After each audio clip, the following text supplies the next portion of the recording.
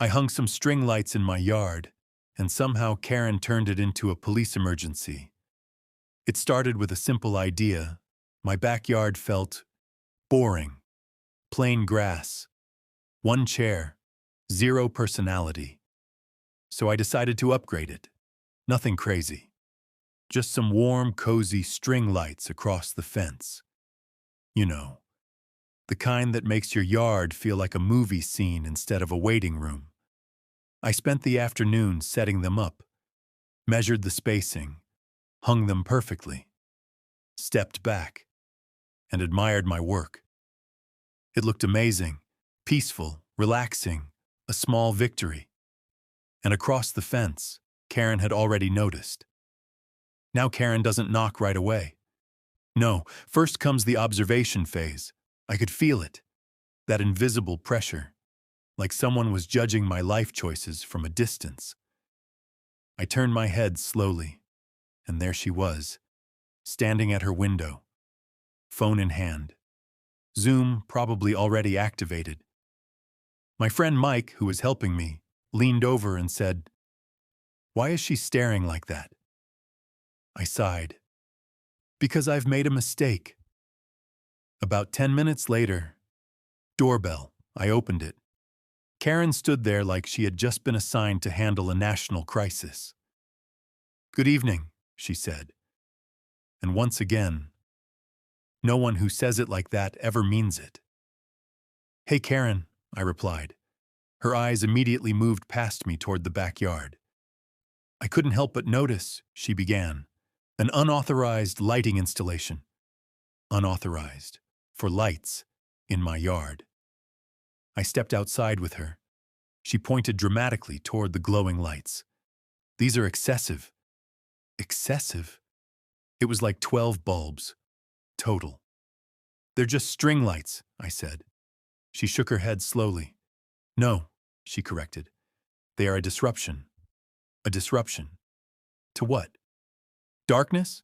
Karen pulled out her phone. "Here we go, documentation mode activated, snap, snap, zoom." "At night," she continued. "This creates visual imbalance and light pollution." Light pollution. "Ma'am, it's not Times Square." I tried to stay calm. "It's in my backyard." She didn't miss a beat. "Light travels." "Of course it does. So does common sense, Karen. But somehow it missed you." Karen leaned slightly closer and delivered her official threat. "If these lights remain," she said dramatically, "I will escalate this situation." "Escalate over vibes." I nodded. "Okay," she smiled, that same dangerous smile. "We'll see," she said, and walked away. I went back to enjoying the night. Lights glowing, music low, friends laughing. Honestly, it felt perfect. For about 10 minutes. Then, sirens. A patrol car pulled up outside my house. Lights off, but very real. I looked at Mike. He looked at me. We both knew. "Karen?" he asked. "Karen," I confirmed. I stepped outside. The officer got out and looked confused already. "Sir," he said, "we received a complaint." I nodded. "About lights?" He paused. "Yes." Right on cue, Karen appeared, walking fast, phone in hand, energy level maximum. "Officer," she said dramatically, "this property is emitting excessive illumination." Emitting. Like I built a lighthouse. The officer looked past me at the backyard. Soft, warm lights. Nothing crazy. Nothing loud. Nothing illegal. He blinked. The officer asked me, "Are these your lights?" "Yes." He turned to Karen. "Ma'am, what exactly is the issue?" She delivered one of the most intense one-liners of the night. "These lights," she said, "are destabilizing the nighttime environment." Destabilizing. Nighttime. Environment. We had officially entered nonsense territory. The officer stood there staring at my backyard like he was trying to find the crime hidden somewhere between warm lighting and good vibes. He turned to me. "Sir, are these lights causing any noise?" I shook my head. He nodded, then turned to Karen, and that's when she activated her final form. These lights, she said dramatically, are creating an overwhelming glow that disrupts the natural darkness of the neighborhood. Natural darkness, like we were protecting wildlife. The officer blinked slowly. "Ma'am, it's just lighting." Karen gasped. "Exactly." Karen stepped closer, pointing at my yard like it was a hazard zone. "I want these turned off immediately," she demanded, "before the situation escalates further." Escalates? Further? We were already at police level. What was next? The military? I stayed calm. "They're in my backyard." She shook her head. "That doesn't make them invisible." The officer sighed. That deep, tired sigh of a man who did not sign up for this. "Sir," he said to me, "you're not breaking any laws." I nodded. Karen looked like reality had just personally insulted her. "But it's disturbing the community," she argued. The officer responded with the calmest, most devastating line of the night. "Ma'am, people are allowed to have lights." Boom. That should have ended it. But Karen doesn't end things. She upgrades them. "If you won't act," she said dramatically, "then I will take this to the HOA." Of course she would. Everything leads to the HOA. The officer nodded politely, got back in his car, and escaped. Free man. I, however, remained in the storyline. 2 days later, the envelope. White, official. Smelling like unnecessary authority. Violation notice. Excessive outdoor lighting.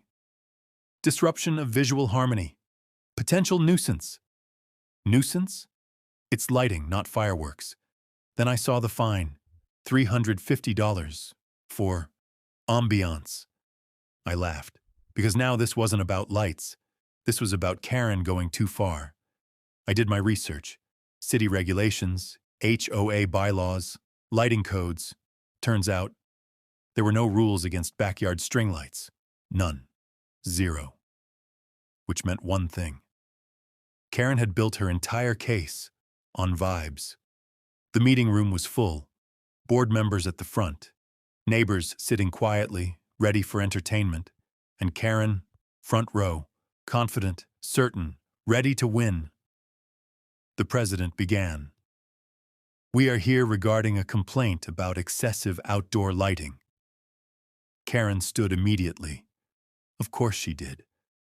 She walked forward like she was presenting evidence in a major court case. "This resident," she began dramatically, "has introduced artificial illumination that overwhelms the natural night cycle of our community." Natural night cycle. We had reached peak Karen.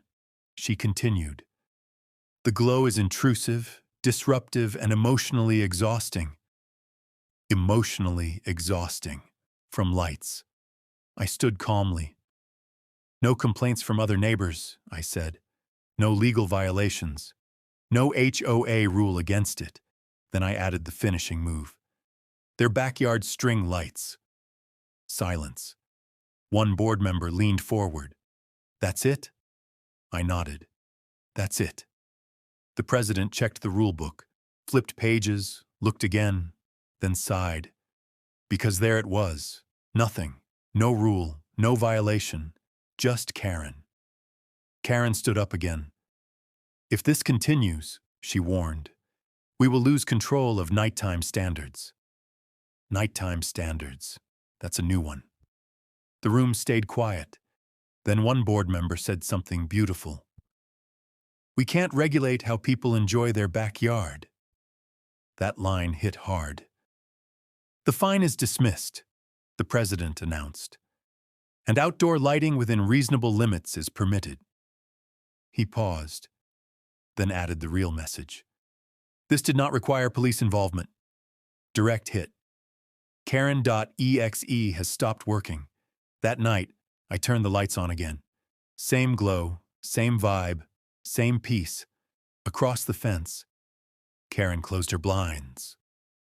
and for the first time, darkness returned, just not where she wanted it.